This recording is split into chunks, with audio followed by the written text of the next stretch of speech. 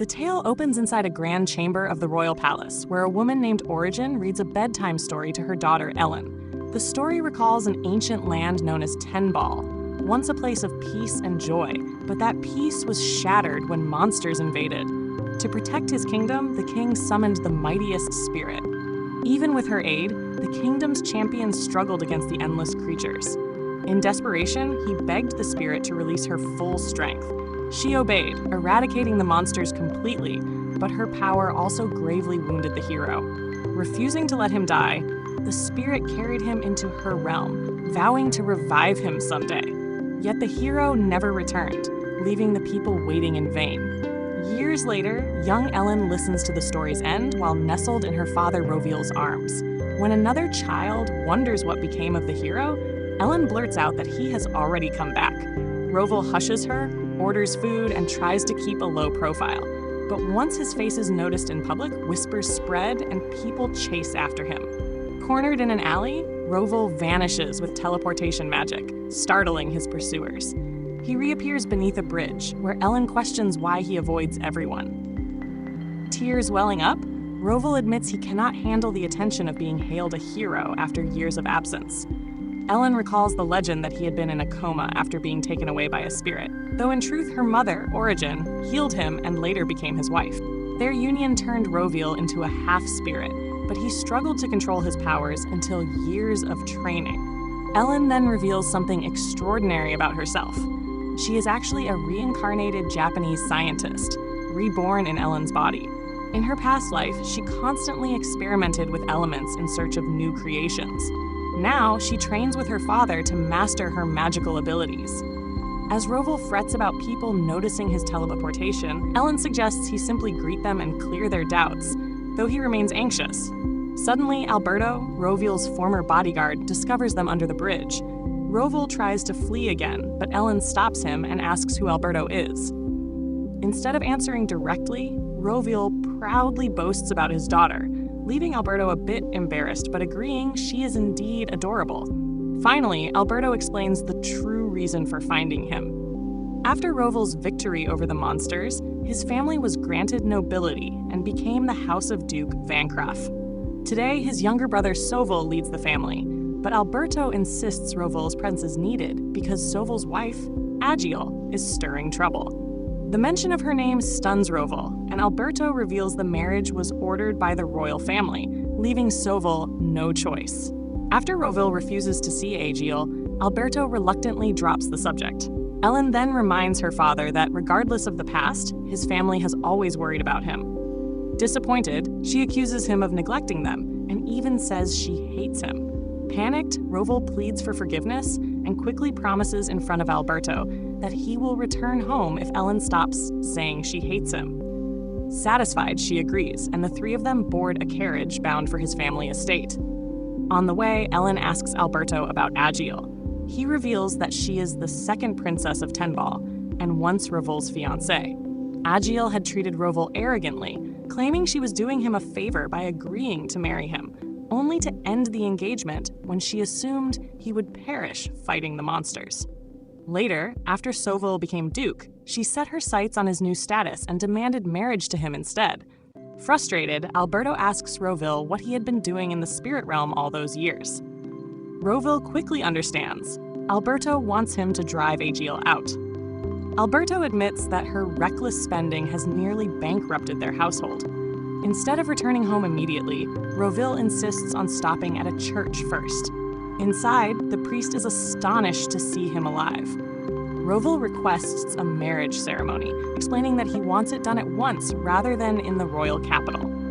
When the priest asks about his wife, Roville summons Origin from the spirit realm. She leaps into his arms, delighted. And though Roville apologizes for the simple wedding, she assures him she is happy to be married again in the human world. Ellen watches joyfully as her parents embrace, while Alberto and the priest stare in shock. The ceremony begins, and as Roville and Origin exchange vows, Ellen surprises everyone by crafting wedding rings from platinum using her elemental abilities. She explains the meaning of the ring finger's connection to the heart and adds sparkling diamonds to complete the gift. A cascade of diamond dust falls like a blessing, moving her parents to tears. At that moment, divine light floods the church as two goddesses appear to bestow their blessing, and the priest formally declares them husband and wife. Alberto, stunned by Ellen's powers, congratulates the newlyweds. Ellen gives the leftover diamonds to the priest as an offering before rejoining her parents. She praises Roville for looking cool, but his smug grin ruins the moment, making her turn to Alberto, who politely congratulates them once more.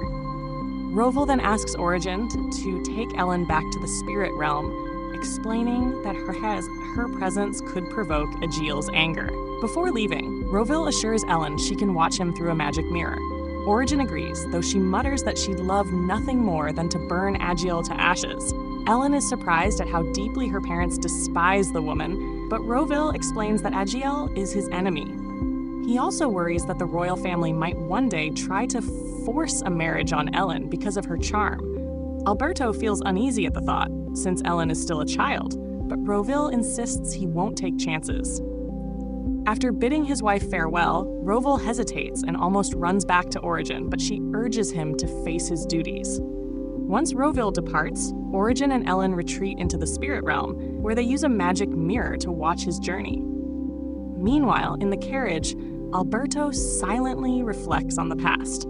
He remembers how Agiel pressured Roville into marriage and treated him cruelly until the monster invasion gave Roville an excuse to sever ties. Furious at the rejection, Agiel had forced Roville and his father to the front lines, where his father perished. It was Origin who saved Roville then, taking him to the spirit realm. Thinking back, Alberto realizes Roville seems happier now than before, and wonders if life in the spirit realm healed him. Clenching his fists, Alberto apologizes for failing to keep Agiel under control. Roville reassures him, saying he doesn't hold him accountable for her unreasonable behavior. Instead, he admits he's equally at fault for leaving Alberto to handle everything alone. Their carriage rolls through the city, where banners bearing the Vancraft crest are raised in celebration. Citizens recognize Roville and erupt in cheers as their long-lost hero returns. At the family estate, the carriage stops, and Roville steps out to greet the gathered crowd. He thanks them warmly before heading inside. The household staff, led by the head butler, bow deeply to welcome him back.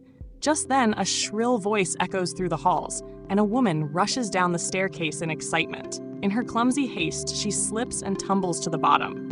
Roville stares in disbelief, asking who the bloated woman could be. Calmly, the butler informs him that this is none other than Madame Agiel. Embarrassed but undeterred, Agiel lunges toward Roville, attempting to embrace him. He recoils in disgust and mocks her appearance, leaving the butler panicking over his rudeness. Ignoring it, Agiel claims her father forced her into marriage with Roville's brother, but insists she always belonged with Roville. Deluded, she declares that his return means he has come back for her. Roville immediately rejects her advances. Back in the spirit realm, Origin fumes with rage at Agiel's shameless display and nearly unleashes her power. Ellen hurriedly reminds her not to destroy the castle, calming her down. Origin tells her daughter that this disgraceful woman is Agiel, the enemy who once tormented her father. Ellen nods firmly, realizing they are now face to face with her father's greatest foe. That concludes episode 1. Don't forget to subscribe for the next part and check out the following video for what happens next.